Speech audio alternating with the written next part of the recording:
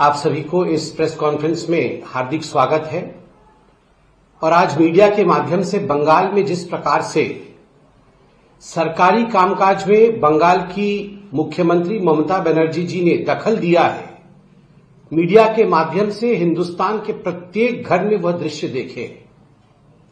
शायद ये भारतवर्ष में पहली बार ऐसा हो रहा होगा कि एक करप्शन के केस में जब रेड पड़ रहे हों ईडी के, उसके बीच में मुख्यमंत्री जी खुद घुस करके एविडेंस डिस्ट्रॉय करने की कोशिश, एविडेंस चोरी करने की कोशिश कर रही हो।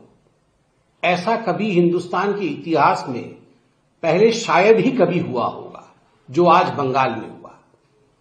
2020 में 2020 में एक सीबीआई का केस हुआ था। That case was pertaining to coal smuggling in Bengal.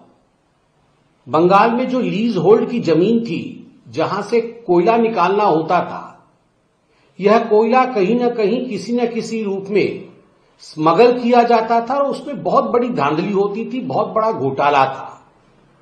हवाले का पैसा भी इसमें इन्वॉल्व था। तो उस समय एक एफआईआर हुआ था। समय के साथ उस पर कार्यवाही चल रही थी। In a step ladder pattern, various actions were being taken in the coal smuggling case of Calcutta, against which an FIR was filed way back in 2020. Acting on that FIR, when today raids took place in 10 places in India, उस FIR के आधार पर आज enforcement directorate ED ने भारत के 10 जगहों पर red किया, जिनमें 6 स्थान बंगाल में थी और 4 स्थान वो दिल्ली में स्थित थी।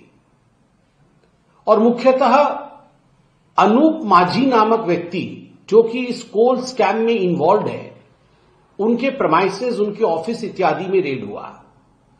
उस रेड में मालूम पड़ा कि एक हवाला का रैकेट भी इन्वॉल्व है और इसमें पीएमएलए का केस भी बनता है, prevention of money laundering act. जब ये हवाला के चेन को देखा गया कि किस किस माध्यम से हवाले के पैसे को आगे बढ़ाया जाता था, आगे भेजा जाता था, तो एक कंपनी सामने आई जिसका नाम है आईपैक, PAC।